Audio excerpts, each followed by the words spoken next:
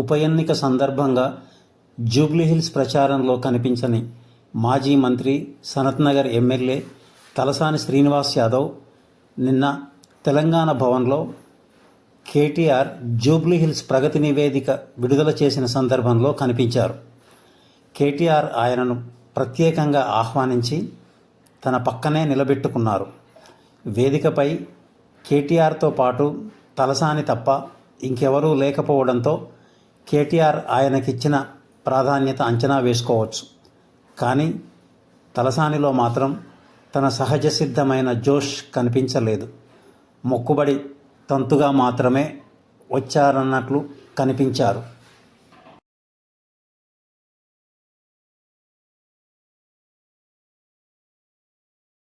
కేసీఆర్ గారి నాయకత్వంలో మంత్రిమండలిలో సహచరుడిగా పర్యవేక్షించి హైదరాబాద్ నగరాభివృద్ధిలో కీలక పాత్ర పోషించిన అన్న తలసాని శ్రీనివాస్ యాదవ్ గారు, గౌరవనీయులైన మా సహచర నాయకులు, పత్రికా మిత్రులు అందరికీ కూడా హృదయపూర్వకంగా ఈరోజు పత్రికా సమావేశానికి స్వాగతం.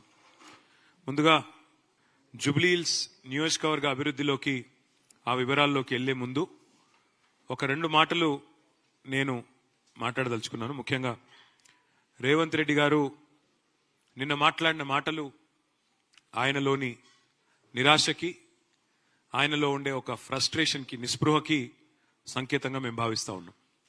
ఓటమి తప్పదు అని అర్థమైన తర్వాత ఏ నాయకుడికైనా, ఏ పార్టీకైనా ఆ భయంలోంచి, ఆ నిరాశలోంచి, ఆ నిస్పృహలోంచి వచ్చిన మాటలుగా వాటిని మేము భావిస్తాం. నెక్లెస్ రోడ్ ఏదైతే ఉన్నదో అంబేద్కర్ నగర్ మొత్తం హుసేన్ సాగర్ వ్యూ ఉంటుంది, దానికి లేక్ వ్యూ. ఒక్కొక్క లేక్ వ్యూ అపార్ట్మెంట్ ఇవ్వాలని నేను చెప్తున్నది. ప్రైవేట్ వాడు కడితే అదే అపార్ట్మెంట్ ఒక్కొక్కటి 560 స్క్వేర్ ఫీట్లు. ఇది ప్రైవేట్ వాడు కడితే ₹1,00,00,000. ఇవాళ మీరు రహమత్ నగర్ లోని అపార్ట్మెంట్ విలువ కూడా ప్రభుత్వానికి అయిన ఖర్చు మాత్రమే పెట్టిన అక్కడ 324 కోట్లు ప్రభుత్వానికి అయిన ఖర్చు. కానీ దాని యాక్చువల్ విలువ తీసుకుంటే దానికి కనీసం 10 రెట్లు ఉంటుంది. 1,00,000 డబుల్ బెడ్రూమ్లు అన్నారా? ఆయన గృహ నిర్మాణ శాఖ మంత్రేనా? 2 ఏళ్ల నుంచి ఆయనే మంత్రి కదా. మా శ్రీనివాస్ యాదవ్ గారిని గిట్లనే గతంలో అడిగితే నువ్వు రా అని చెప్పి బట్టి విక్రమార్క అప్పుడు సిఎల్పి లీడర్, ఆయన మంత్రి సీనన్న పోతే మధ్యలోకి వెళ్ళి తట్టబుట్ట వారిసి పారిపోయాడు. ఎవరు? బట్టి. పొంగులేటి శ్రీనివాసరెడ్డి నిజంగానే గృహ నిర్మాణ శాఖ మంత్రి అయితే ఒకసారి రివ్యూ చేసుకుంటే మంచిది. ఆయనకి సిగ్గుపోతుంది. లేకపోతే ఒకటే కాడ కొల్లూరులో 17,000 ఇండ్లున్నాయి, కొద్దిగా అవతల పోతే నాగులపల్లిలో ఇంకో 5,000 ఇండ్లున్నాయి, కొద్దిగా కిందికి పోతే ఇంకో 6,000 ఇండ్లున్నాయి. ఒక్కసారి చూసుకుంటే మంచిది. ఎందుకంటే ఆయన గృహ నిర్మాణ శాఖ మంత్రి, మాట్లాడేటప్పుడు అజ్ఞాన ప్రదర్శన చేయకుంటే ఆయనకే మంచిది. అంటే ఎంత అజ్ఞాని రేవంత్ రెడ్డి అని చెప్పనికి ఇది ఒక ఉదాహరణ. ఫార్ములా ఈ కేసులో ప్రాసిక్యూషన్ కి అనుమతి కోరిండ్రు గవర్నర్ను. గవర్నర్ ఇప్పుడు అనుమతి ఇచ్చిండు. ప్రాసిక్యూషన్ కి అనుమతి ఇచ్చుడు అంటే ఏంది? నన్ను ప్రాసిక్యూట్ చేయమనే కదా.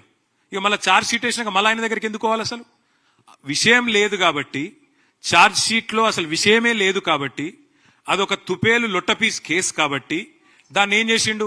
తీసుకుపోయి మళ్ళీ గవర్నర్ దగ్గర పెట్టినట్టు పెట్టిండు. దమ్ముంటే రా, అరెస్ట్ చేయి. నేను వద్దంటున్నా.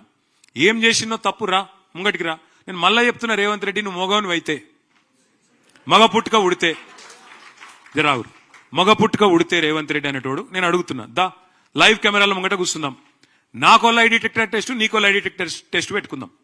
ఏసీబీ ఎంక్వైరీ నీ మీద ఉంది, నా మీద ఉంది, ఇద్దరం అది పెట్టుకుందాం, కూర్చుందాం. ఎవడు నిజాయితీ పరుడో ఎవడు దొంగనో మొత్తం దేశం చూస్తుంది. దా మగవను అయితే మగ పుట్టుక ఉడితే రా అని చెప్పి రేవంత్ రెడ్డిని సవాల్ చేస్తుంది. ఓకేనా? Thank you.